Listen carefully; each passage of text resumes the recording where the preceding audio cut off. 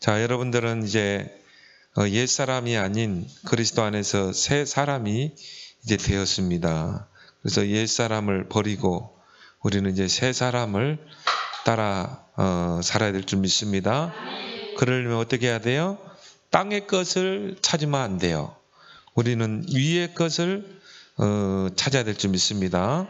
그래서 1절에도 위의 것을 찾으라. 또 2절에도 위의 것을 생각하고 땅의 것을 생각하지 말라 그랬죠.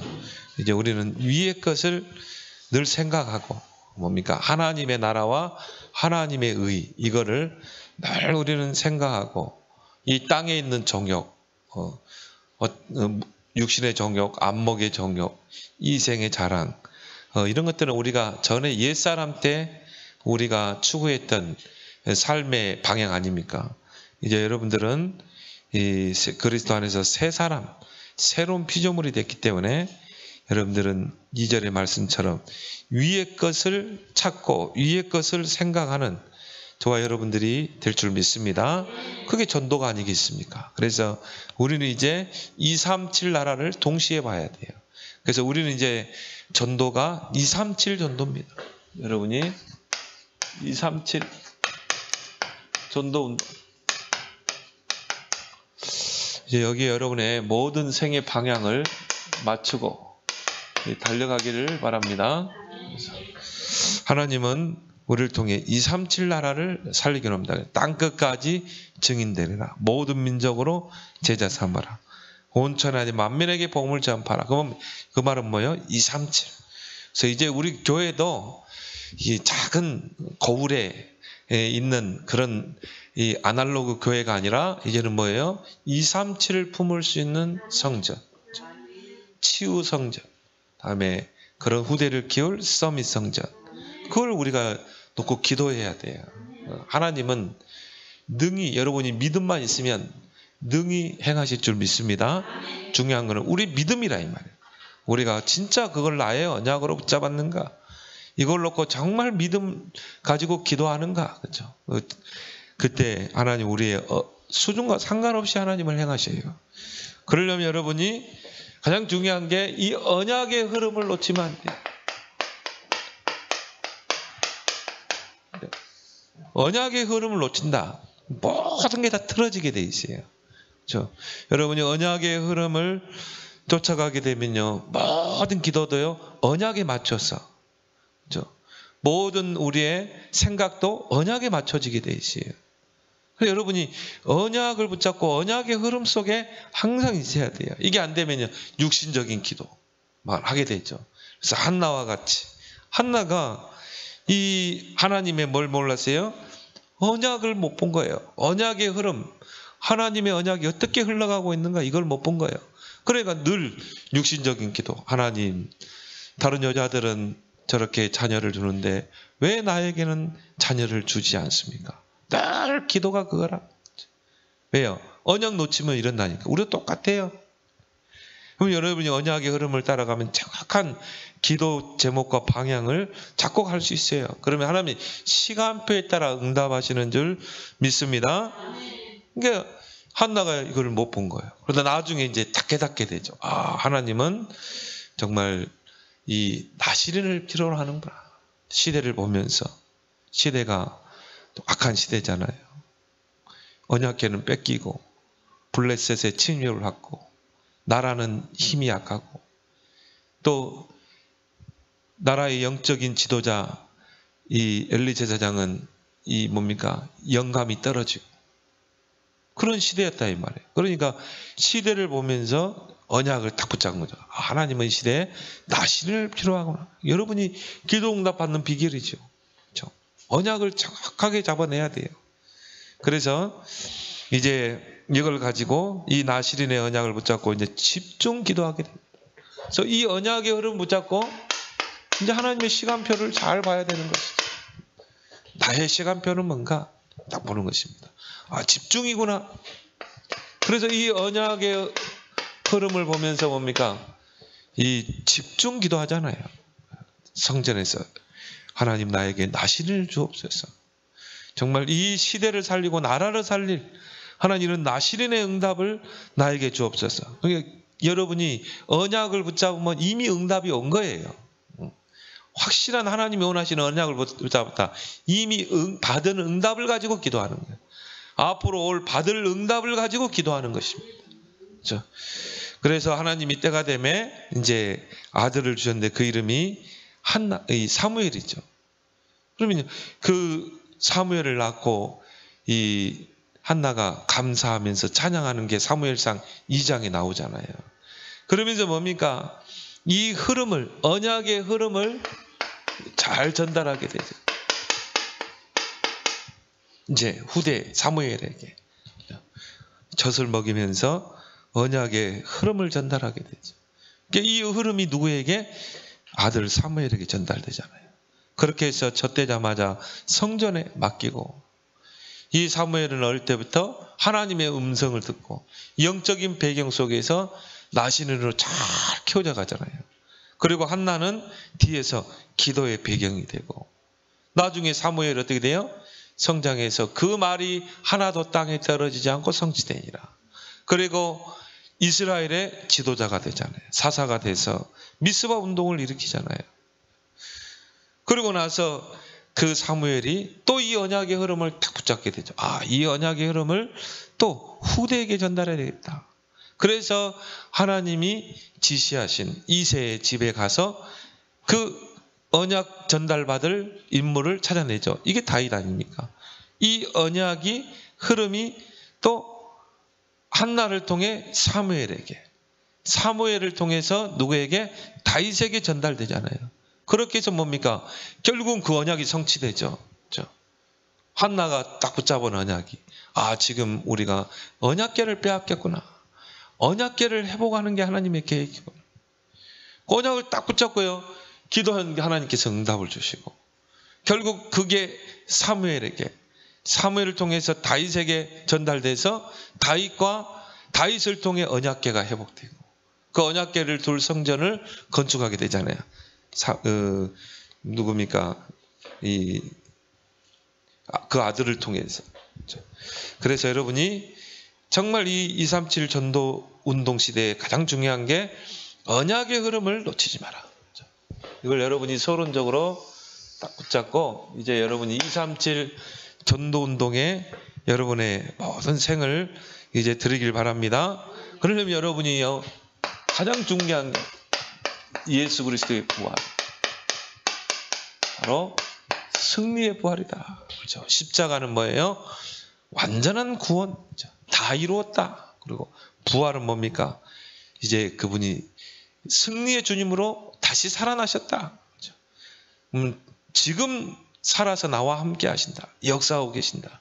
이제 부활은 승리를 이야기하는 것입니다. 그래서 부활은 승리의 의미가 있다. 빅토리. 이 부활의 의미를 여러분이 잘 알아야 돼요. 그래서 모든 죄와 사망, 그리고 뭡니까? 이 사단의 권세, 지옥 권세, 그렇죠? 이거를 완전히 깨뜨린 그리스도의 승리라 이 말이에요. 그렇죠? 이거를, 이 사단의 지옥 권세를 완전히 깨뜨리셨어요. 그리고 승리의 주님으로 이제 부활하신 것입니다. 그래서 이 바울은 호세아서를 인용하면서 그 사망에 대해 조롱을 하잖아요. 사망아, 너의 승리가 어디 있느냐? 조롱을 하죠. 그 말은 뭐예요? 이미 그리스도의 십자가를 통해 사망 권세가 깨진 거예요. 지옥 권세가 깨진 거예요. 그래서 이 사단에게는 뭡니까? 이 그리스도의 부활은 하나의 치명타가 되는 거예요. 한 방 KO 펀치를 맞은 거죠. 그래서 이제 만들어 놓은 것이 뭡니까? 도둑설. 제자들이 밤에 와서 시신을 도둑질해 가고 이제 부활을, 이 소문을 퍼뜨렸다. 그리고 두 번째는 뭐예요? 기절설. 이것도 말이 안 통하니까 예수님이 십자가에 죽은 게 아니라 기절한 것이다. 그리고 무덤에서 깨어나신 것이다. 근데 그것도요, 과학적으로, 의학적으로 이게 설명이 될 수가 없는 것이죠. 그리고 세 번째 만들어 놓은 게 환상사. 환상사. 예수님은 실제 부활한 게 아니라 제자들이 환상을 본 것이다. 근데요, 곳곳에서 증인들이 나오기도 500명의 무리들 앞에 예수님 부활해 주님으로 또 뭡니까? 바울에게 나타났잖아요. 그러니까 결국은 이 세 가지 거짓말이 결국은 부활을 증명하고 있는 것이죠. 그래서 부활은 우리의 이성으로 이해될 수 없어요. 초이성, 초과학, 초의학인 줄 믿습니다. 그 그리스도께서 이제 뭡니까? 우리에게 부활의 첫 열매가 되셨다.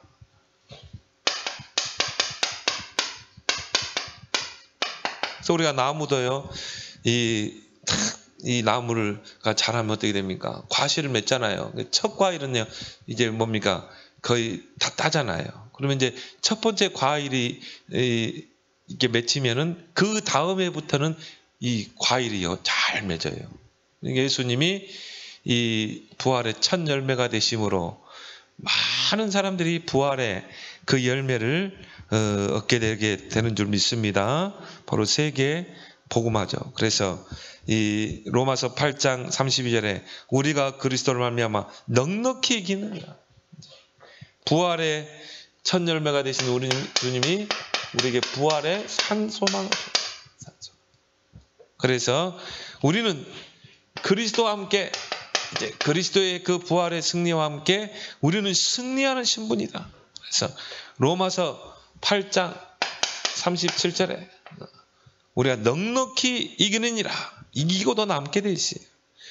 그리고 그 부활의 주님이 요한복음 11장 말씀하시기를 25절 26절 나는 부활이요 생명이 나를 믿는 자는 죽어도 살겠고 무릇 살아서 믿는 자는 영생을 얻으리로다.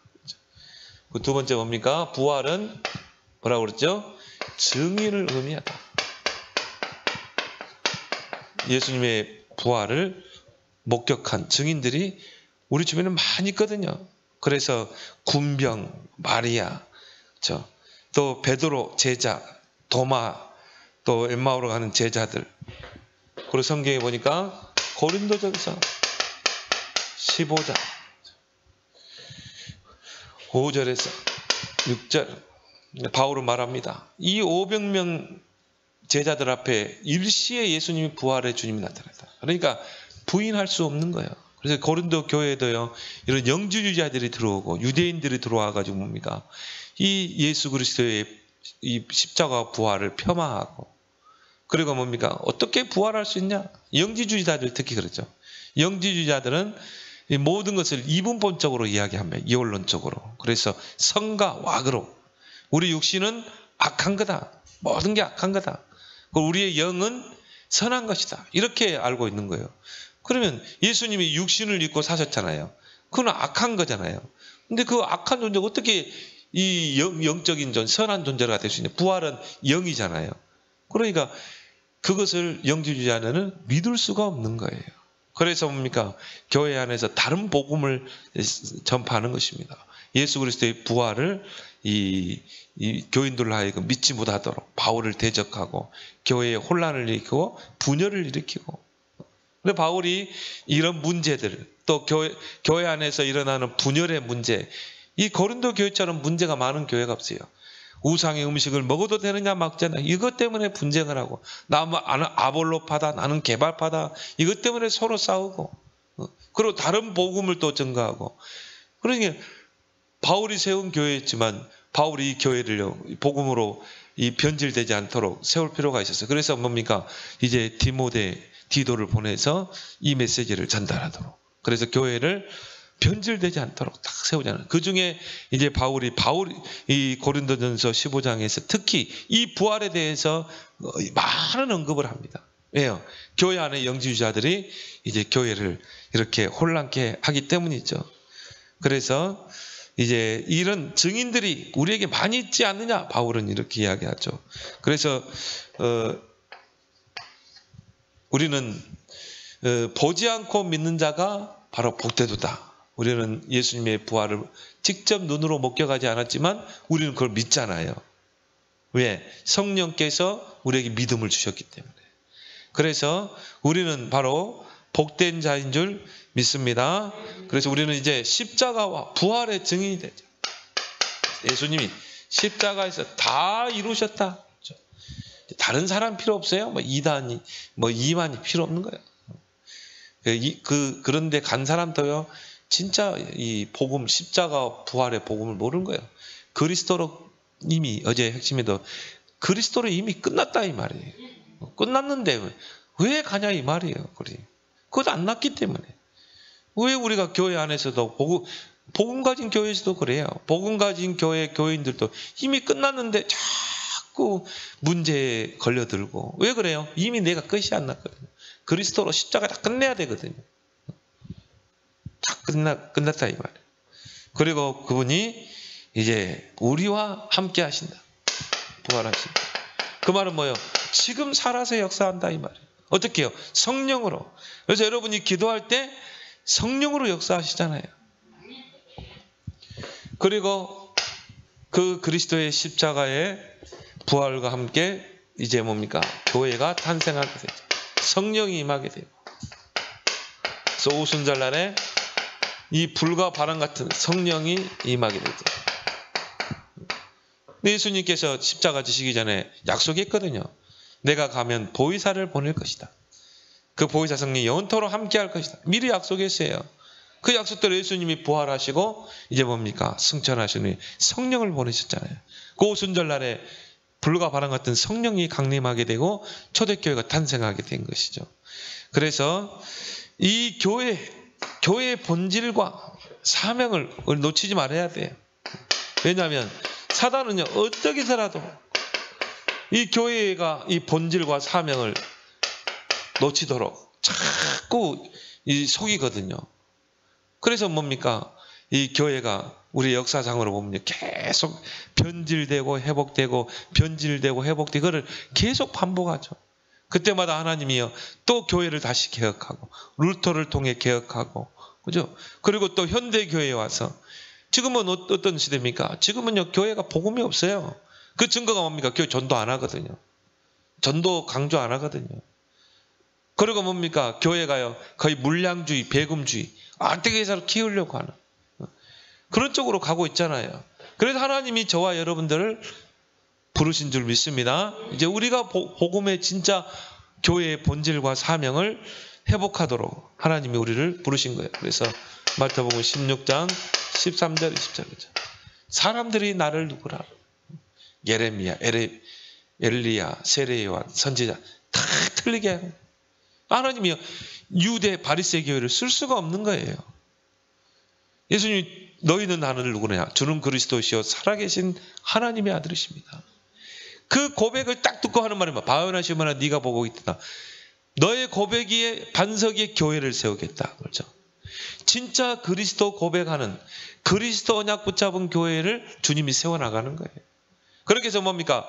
음부의 권세가 해치 못하게 해서 천국 열쇠로 하나님의 나라를 땅까지 이루는 줄 믿습니다. 우리의 순간순간 고백이요. 주는 그리스도시요 살아계신 하나님의 아들이십니다.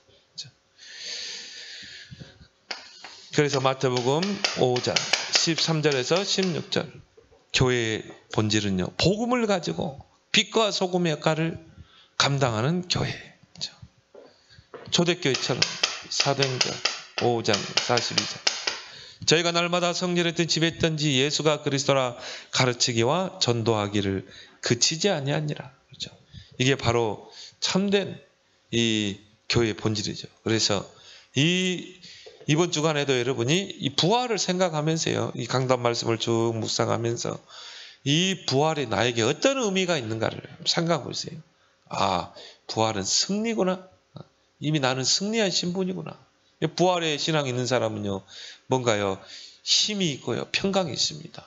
예수님도 너에게 평안을 주노니 너희가 세상에서는 환난을 당하나 담대하라. 내가 세상을 이겼노라. 뭔가 이 부활의 신앙이 있는 사람이 힘이 있어요. 어떤 환경에서 담대합니다.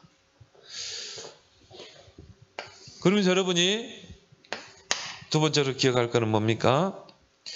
이 우리가 교회사를 쭉 놓고 보면요, 아까도 이야기했지만 변질된 교회와 변화된 교회가 계속 공존합니다.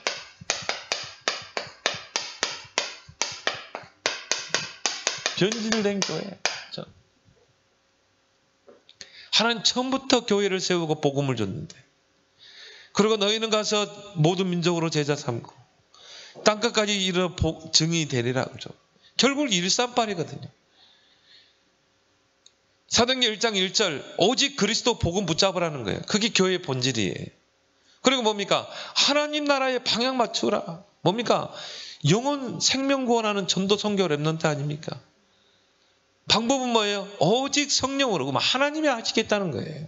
자, 이 교회의 본질과 사명은요, 결국은 138이거든요. 이걸 붙잡고 집중하는 거 아니겠습니까? 근데 사단은요, 보세요. 어떻게든 이거 놓치게 하거든요. 그리스도만 모르도록 교회 안에서 뭐 다 하게 합니다. 온갖 프로그램 다 하게 합니다. 근데 뭐만 놓치도록 그리스도만 싹 빼버립니다. 강단에서 그리스도 선포되지 않도록 탁 변질시켜버리고, 그 다음에 뭡니까? 하나님 나라의 방향 전혀 맞추지 않습니다. 정말 그리스도로 담난 교회는요, 오직 전도 선교 랩넌트에 생을 걸게 돼 있어요. 아까 그 권사님의 그 간증을 딱 들으면서요, 나에게는 갈라디아 2장 나는 없는 거야. 그러면서요, 그 다민족들을, 이 아이들을 키우기 위해서 뭡니까? 자기 집을 개조하고, 그 아이들이 와서 정말 이 복음을 접하도록 보면서, 그래, 참 저래야 되는데. 그러니까 오직 하나님 나라라. 내가 이분을 보면서요, 이분은 오직 하나님 나라를 위해서 돈도 쓰고 물질도 쓰고 그걸 놓고 사는 분이구나. 그럼 하나님 축복하지 않겠어요? 너희는 먼저 그 나라와 그를 구하라. 모든 것을 너에게 다 하시라. 그럼 뭡니까? 오직 성령. 그렇게 기도하는 거죠.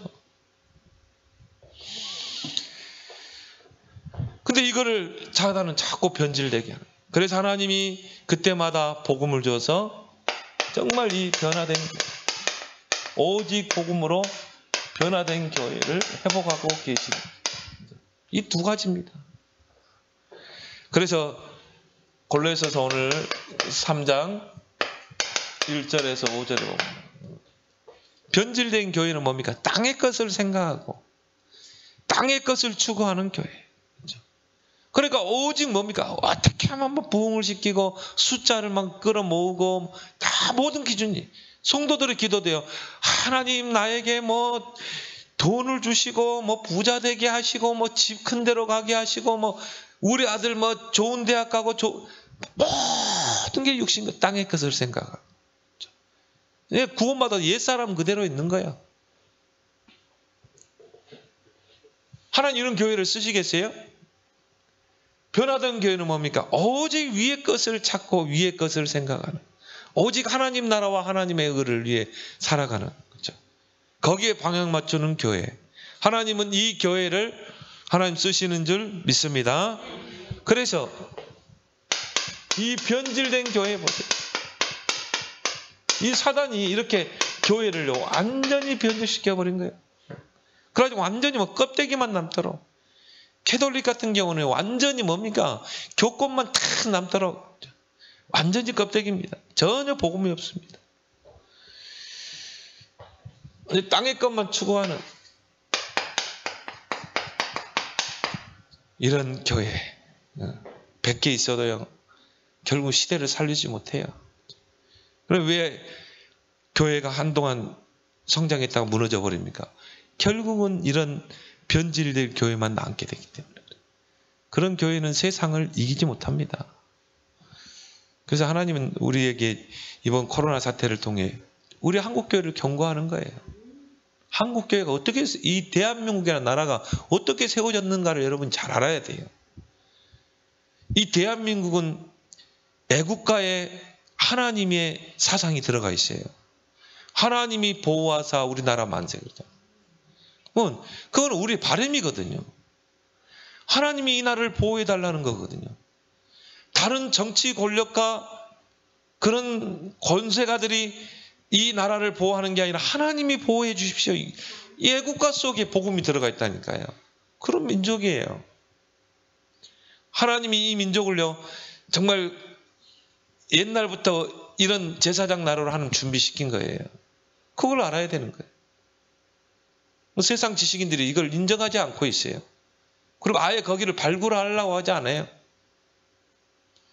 앞으로 믿음 있는 대통령이 되면은 저 김해 한번 발굴해야 돼요.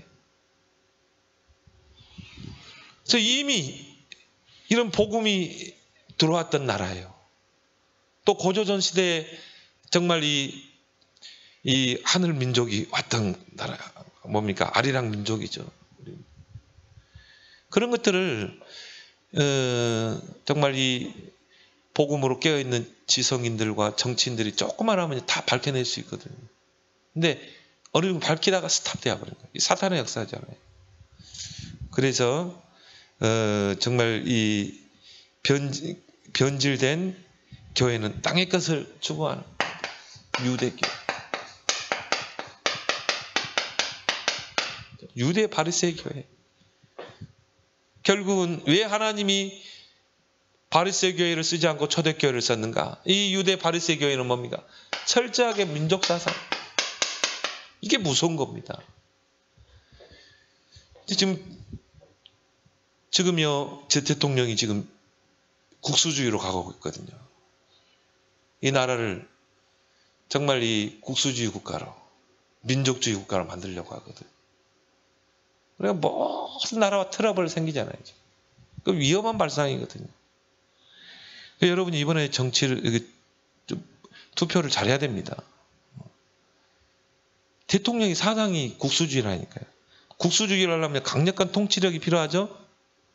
그럼 경찰 국가가 돼야 돼요. 그래서 검찰의 힘을 빼는 것입니다. 경찰의 힘을 키우는 거예요. 그럼 어떻게 돼요?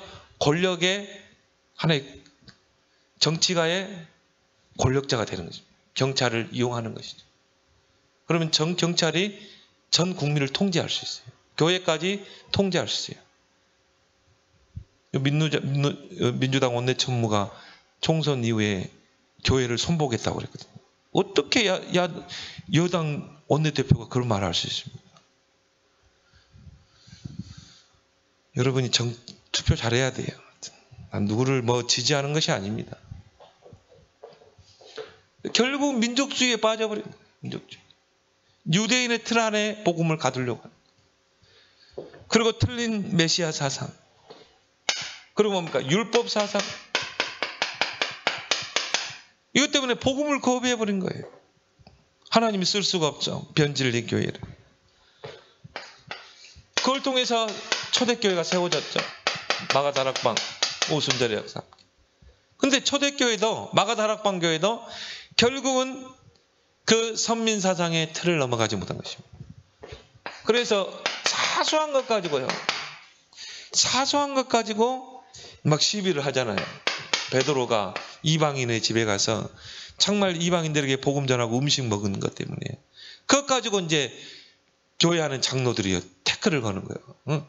아니 선민 유대인이 어떻게 이방인의 집에 가서 이 밥을 먹을 수 있냐 이 말이에요. 그래서 베드로가 아니 예수님께서 너희는 모든 민족으로 제자 삼고 그러지 않냐. 그래도 유대인인데 베드로가 거기서 단호하게 화를 내면서 너희들 안에 있는 율법을 다 깨라 이렇게 해야 되는데 민족주의 선민을 깨야 되는데 그냥 거기서 그냥 대충 넘어가 버린 거죠.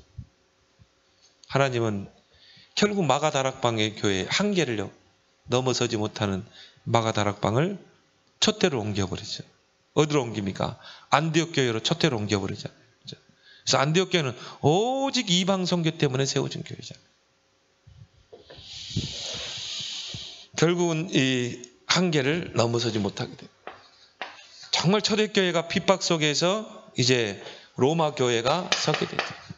로마가 기독교 국가가 되게 됩니다. 근데 이제 여기서 또 이제 변질이 되는 것이다. 그죠? 로마의 국교를 기독교로 딱 공인했다니까요. 콘스탄틴 대제가. 그러니까 일단 황제가 딱 교회를 가는 거야. 그럼 뭡니까? 그 밑에 신하들이 다 가야 돼요. 아무 신앙 없이 교회를 가는 것입니다. 그러니까 전도의 필요성이 없어지는 거죠. 왜? 다 기독교 예수 모든 행사가 다 기독교식으로 혼례도. 그래 결국은 그 교회는 또 변질을 될 수밖에 없는 것입니다. 그래서 교회가 교권화됐습니다. 그 로마 교회가 이제 유럽으로 퍼지게 되고 중세 교회가 되죠.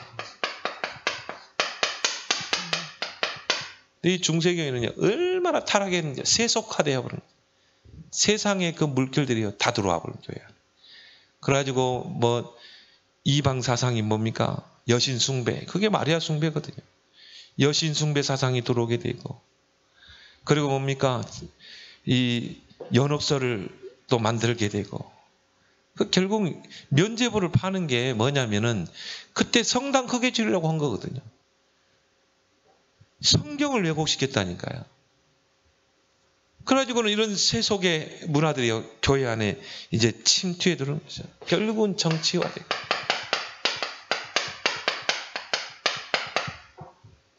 거기서 이제 루터를 통해 종교 개혁이 일어나게 된 거죠.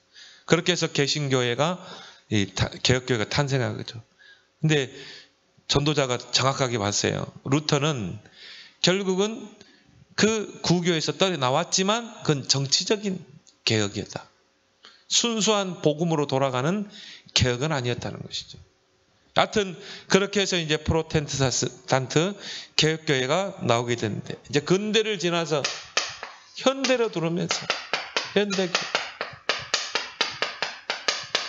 현대교회는 이제 이 철학의 영향을 받게 됩니다. 근데 이제 이 뭡니까? 이 모든 걸 다 뒤집어 버리는 이제 그런 철학의 영향을 받아서 모든 것을 다 검증해 봐야 돼. 그게 이제 교회 안에 이 침투에 들어오게 되거든요. 그렇게 해서 교회는 철저하게 이제 이 병들게 됩니다. 그렇게 해서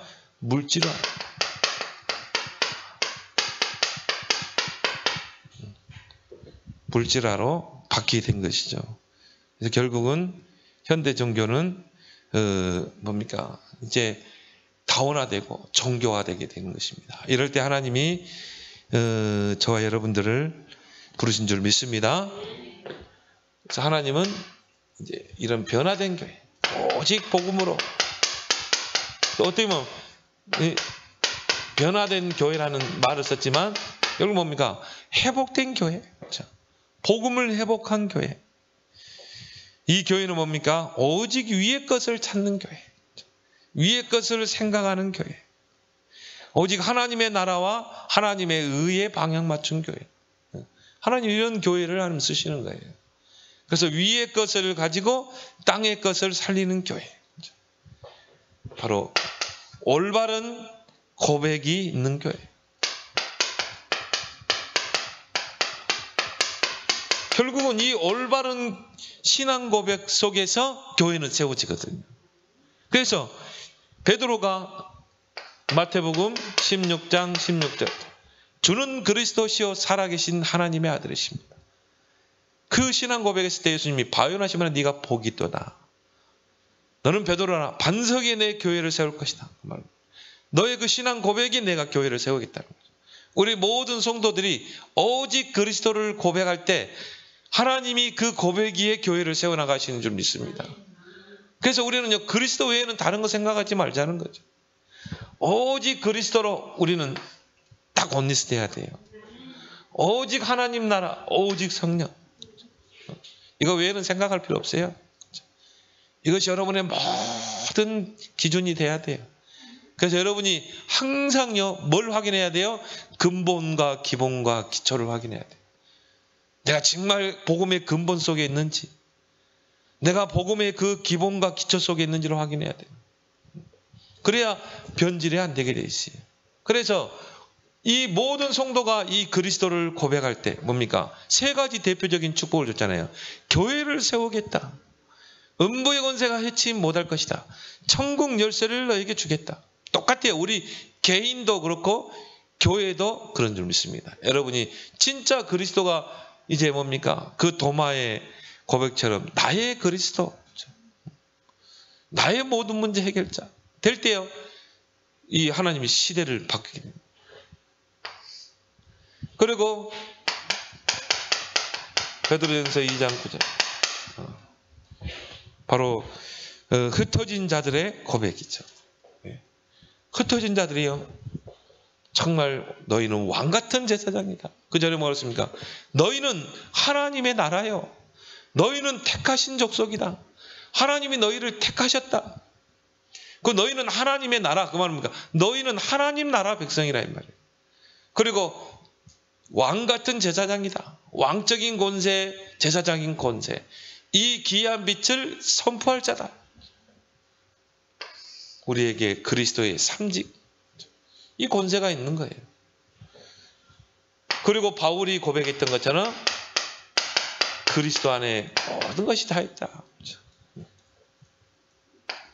그리스도 안에 최고 지식, 그리스도 안에 최고의 배경, 그리스도 안에 최고의 능력. 그래서 바울은 그 그리스도에는 다 배설물력이 있다. 이걸 여러분이요 찾아내고 고백할 수 있어야 돼요. 그래서 이런 교회를 주님이 뭡니까? 한 시대 살릴 237 전도운동에 쓰시는 것입니다. 그리고 뭡니까? 올바른 전도, 올바른 교회를 통해 하나님은 올바른 전도를 하게 했어요. 올바른 전도를 하는 교회. 그렇죠? 그래서 마태복음 28장 모든 민족으로 제자 삼으라. 마가복음 16장 온 천하에 만민에게 복음을 전파해라. 그러면서 뭡니까? 사도행전 1장 8절 오직 성령이 너에게 임하면 권능받고 땅같이 증인되리라. 그렇죠? 결국 뭡니까? 제자 세우는 교회. 결국은 제자예요. 우리는 막 나가서 전도지 나눠주고 막 붙인 게 막 붙여가지고 그런 거 아닙니다. 우리는 성경으로 돌아가야 돼요. 마태복음 28절에 너희는 모든 민족으로 제자 삼으라. 그렇죠? 여기에 방향 맞춰야 돼요. 결국 현장에서 지속할 제자를 찾아라. 그 제자를 찾고 세우는 거예요. 근데 제자는 철저히 하나님의 손에 있거든요. 영세전에 감춰져 있다고 그랬거든요. 그 제자를 우리가 찾아서 시스템으로 세우는 것. 우리가 들어가지 않아도 전도운동이 일어날 만큼. 결국은 이 전도를 말하는 것입니다. 마가복음 16장에 보니까 너희는 내 이름으로 귀신을 쫓아내고 뱀을 짚고 병든 자의 손을 나으리라. 결국은 치유. 왜요? 앞으로 계속 병든 사람들이 많아집니다. 저는 이번에 보면서 요양병원이 그렇게 많은지 몰랐어요. 요양병원마다 지금 막 이 바이러스가 계속 생기잖아요. 그만큼 많은 사람들이 병으로 있다 이 말이에요. 그럼 우리가 앞으로 여기에 전도의 방향을 앞으로 맞춰야 돼요. 치유 쪽으로. 그래서 아까 어제 전도자 그랬죠. 병원 전도 들어갈 때 불신자를 활용하라는 문으로. 치유에서 서밋으로 세워라. 그 땅끝까지 증인이 되리라. 이런 전도, 올바른 전도. 그리고 뭡니까? 올바른 능력.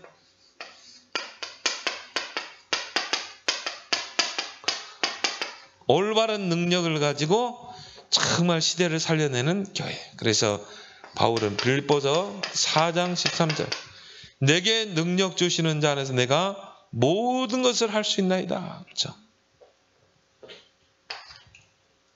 이런 신앙의 현주소를 가진 이 교회를 통해 하나님이 시대를 살린 줄 믿습니다. 그래서 이런 정말 위의 것을 가지고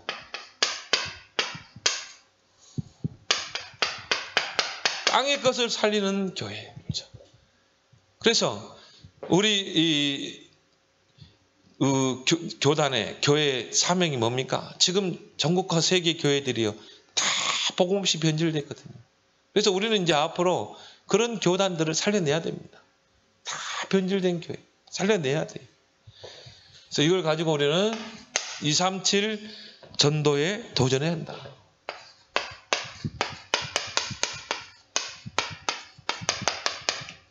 전도에 도전하자. 그러려면 우리가 몇 가지를 알고 있어야 됩니다. 자, 237 전도를 어떻게 할 것인가? 전체를 빨리 보라. 전체를 빨리 볼 수 있어야 돼요. 전체를 빨리 보게 되면 뭐가 나옵니까? 방향이 나오게 돼 있어요. 결국 왜 이렇게 해야 되느냐? 하나님이 현장에 예비된 제자를 찾아내야 되기 때문에. 그 제자를 찾기 위해서는 뭡니까? 빨리 전체를 훑어야 돼요. 그래서 지금 제가 우리 교회에서 지금 하려고 하는 게 순회 전도팀을 세우자. 순회 전도 5명만 딱 세면 돼요. 그렇게 해서 뭐냐? 이제 이 한 지역을 정해놓고 들어가는 것입니다. 그러면 이제 우리가 준비돼야 되겠죠. 우리가 준비된 제자가 돼야 되겠죠. 그래서 계속 이야기하는 부분이요. 우리 개인이 사모직에 담나고 사모늘이 중심축이 되고. 근데 지금 좀 우리 사모늘 방에 딱 보니까요. 많이들 기도 수첩을 안 하더라고. 그래서 이거 다시 이것도 또 좀 줘야 되는가. 이제 시작하길 바랍니다. 이제 빨리 이제 다 같이 이제 사모를 올려야 돼요. 그래서 제가 해야 되겠다. 저는 계속 듣고 있거든요. 근데 내가 써가지고 올려야 되겠다. 사모늘은 우리 인생의 중심축이 돼야 돼. 그래서 안 한 분들은 다 하고도 안 올린 분들은 필시 올리길 바랍니다. 여기 있는 분들도 시작해야 돼. 꾸준히 하는 분도 계시지만 보니까 점점 안 하는 것 같아. 그래서 이제 이거 한마디 해야 되겠다. 그래서 이제 정교인들이 사모늘 다 해가지고 다 올리길 바랍니다. 오늘부터 시작해야 돼. 오늘부터 딱 해서 다 올리기 바랍니다. 그래서 이제는 뭐냐? 사모늘이 우리 인생의 중심축이 돼야 돼요. 결국은 응답이 뭡니까? 말씀이 성취되는 거잖아요. 사무엘과 같이 그 말이 하나도 땅에 떨어지지 않고 성취됐다고 그랬거든요. 응답이 뭡니까? 결국은 기도 응답에 오는 거잖아요. 결국 응답이 뭡니까? 나를 통해 전도 문이 열려야 되잖아요. 이게 응답 중에 응답 아닙니까? 말씀 성취, 기도 응답, 전도의 역사 일어나야 되거든요. 그래야 내가 사는 길이에요, 그게. 여러분, 날마다 말씀이 성취되고 날마다 기도가 땅에 떨어져 않고 응답되고 막 전도문이 열리고 제자문이 열리면 내가 사는 길이라니까요. 그래서 사모늘이 우리에게 다 중심축이 되고요. 그리고 뭡니까? 구원의 길, 개인 양육, 사모늘에 완전 마스터가 돼야 돼요. 그래서 막 만나는 사람마다 1분밖에 없다. 1분 구원의 길. 탁 나가도록. 그리고 개인 양육, 복음 편지 가지고 탁 개인을 완전히 양육해서 제자로 세울 수 있는 마스터. 그리고 사모늘 가지고 치유할 수 있는 마스터. 사모늘, 이 병든 사람, 정신문제, 육신의 질병을 얻는 사람 치유할 수 있는 길은 결국 말씀, 기도, 증인이에요. 이 세 가지입니다. 병든 사람이요, 증인으로 서게 되면요, 결국은 그게 서밋으로 가게 돼 있어요. 안진뱅이가 치유되니까 증인으로 서잖아요. 그래서 그런 이 3마스터, 그리고 3핵심 제자, 한 지역을 살려낼 조장, 또 메신저 GBS요, 그리고 뭡니까? 세가족 양육 EBS, 3핵심 제자가 딱 세워져야 돼요. 그래서 전체를 빨리 순회하면서 전체를 분석하고 전체를 보게 되면 방향이 나오고, 여기서 이제 뭐가 나옵니까? 시간표가 나옵니다. 그래서 바울이 한 지역에 들어가면요, 지역을 다 분석하고 이 지역은 어느 정도 기간을 두고 들어갈 것인가 시간표를 보게 되죠. 어느 지역은 한 석 주 들어갈 것이다. 딱 기간을 정하죠. 왜? 지역을 분석하면 이게 나오게 돼 있어요. 어느 지역은요 2년, 에베소 지역은 2년을 잡았어요. 데살로니가는 3년, 새 한 시기를 정했죠. 그래서 여러분이 전체를 보고 거기서 시간표를 잡게 되고, 그리고 전체를 보게 되면 메시지가 나오게 돼요. 이 지역은 어떤 메시지로 들어갈까? 예를 들어 이 지역이 막 병든 사람이 많다. 그럼 어떻게 돼요? 치유 메시지로 들어가야 돼요. 치유 전략으로 파고 들어가야 돼. 이 지역에는 막 렘넌트, 막 교육에 관심이 많다 그러면 그 지역은 뭡니까?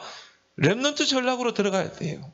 지역에 맞게 지역을 분석하면 이런 시간표와 메시지와 그다음에 뭐가 나옵니까? 전략이 나옵니다. 어떤 전략을 가지고. 그래서 바울은 한 지역에 들어가면 반드시 규례를 가지고 들어갔죠. 전략을 가지고 들어가는 거예요. 무작정 막 들어가는 게 아닙니다. 그래서 전체를 빨리 보라. 두 번째 237 전도의 방향이 뭡니까? 그러면 그 속에서 예비된 제자를 찾게 되는 거예요. 제자. 이것이 결국 237 전도의 목표입니다. 결국은 하나님이 예비된 준비된 제자를 찾느냐는 거예요. 그래서 로마서 16장 25절 27절에 보면 제자는 하나님의 손에 탁 감춰졌다고 그랬어요. 영세전에 감춰졌다가 계시로 드러낸다고 그랬죠. 이런 예비된 제자를 찾는 것입니다. 그래서 예수님이 마태복음 13장에 보면 이 비유를 통해 말하잖아요. 뭡니까? 잘 듣고 잘 깨닫고 나가서 벽벼를 객실 맺는 옥토 제자가 있다 이 말이에요. 그 제자가 밭에 보화가 감춰져 있는 거예요. 이런 제자, 하나님이 숨겨놓은 제자를 찾아서 어떻게 해요? 시스템을 구축하는 것입니다. 전도운동을 지속할 수 있는 시스템. 이것을 우리가 얼마나 만드느냐가 교회 부흥과 연결되게 되죠. 그래서 교회는 작지만, 이 교회당은 작지만 이런 현장에 이런 이 지속할 시스템들을 많이 깔아야 돼요. 그리고 우리는요, 순회하는 것이에요. 그러면 어떻게 됩니까? 주일마다 계속 새신자들이 들어오는 거예요. 시스템을 깔아놔버려요. 이런 전도를 우리가 이제 앞으로 해보가자는 것이죠. 그렇게 해서 뭡니까? 결국 교회화시키고 결국은 재생산시키고 내가 너에게 분부한 모든 것을 가르쳐 지키게 하라. 그래서 기존 신자도 중요하겠지만 불신자 속에 이제 기존 신자 건들면요 이단 아닙니까? 그래요. 되도록이면 기존 신자 건들지 말고 불신자 속에 예비된 제자를 찾고 그래서 재생산시켜라. 내가 너에게 분부한 모든 것을 가르쳐 지키게 하라. 그렇죠? 예수님 전도 전략이죠. 디모데에게 바울이 디모데후서 2장 2절에 내가 많은 장로들 앞에 너에게 전달한 것을 또 다른 사람 충성된 자를 찾아서 전달하라. 그가 또 다른 사람을 가르칠 수 있으리라. 결국은 이걸 통해서요 배가 운동이 일어나고 이걸 통해 뭡니까? 확산 운동이 일어나고 계속 확산 운동이 일어나고 이런 전도에 우리는 도전해야 믿습니다. 그러면요 이걸 하기 위해서 자 우리가 전체를 보고 예비된 제자를 찾고 시스템을 세워 재생산시키는 이런 전도를 하기 위해서는 우리가 이제 세팅 캠프가 세팅을 해놓고 들어가는 거예요. 그래서 먼저 교회 안에 준비된 제자를 찾아 세워야 돼요. 교회 냅니다. 그래서 예수님도요, 너희는 3년 동안 준비된 제자, 너희는 딱 세팅이 된 너희는 이제 뭡니까? 가서 그 현장에 가서 제자를 찾고 교회화시켜서 세례주고 가르쳐주기 재생산시켜라. 그러려면 이제 우리 교회가 그래서 우리는 우리 교회 CVDIP를 계속 이야기하는 거예요. 왜? 그 속에요 시스템 다 전략 메시지 다 있거든요. 그래서 저와 여러분들이 이제 준비돼야 하는 거예요. 세팅이 돼야 돼요. 그렇게 해서 이제 제가요 5.1조 팀을 딱 조직해서 이제 지역을 순회하려고 딱 순회해서요 한 지역 딱 정해놓고 거기를 계속 순회하면서 분석하고 그 데이터를 가지고 기도하고 그러면 거기에 따라 시간표와 메시지와 전략을 가지고 들어가는 것입니다. 그렇게 해서 우리가 준비했던 300명 영접운동 개인 양육해서 제자를 찾는 거예요. 그리고 뭡니까? 시스템을 세워놓고 재생산하도록 이런 전도를 위해서 여러분들이 기도해 주시기 바랍니다. 그래서 바울이 현장에 들어가기 전에 디모데와 디도를 딱 준비해 놓잖아요. 디모데와 디도를 딱 준비해 놓고 바울이 세운 교회는 반드시 디모데 디도를 파송합니다. 그렇게 해서 그 교회를 더 세워나가는 것입니다. 그래서 우리가 이런 핵심 3제자로 우리가 조장 또 EBS, GBS 요원으로 저와 여러분들이 세워지고 또한 3마스터로 구원의 길 개인 양로 3오늘의 3마스터로 저와 여러분들이 딱 세워질 때 하나님은 237 전도 운동의 큰 문을 또 우리가 기도하는 3천 제자의 문을 여실 줄 믿습니다. 오늘 우리 주신 말씀 붙잡고 하나님 우리 개인에게 우리 교회에 237 전도 운동의 문을 열어 주옵소서. 우리 함께 기도하겠습니다.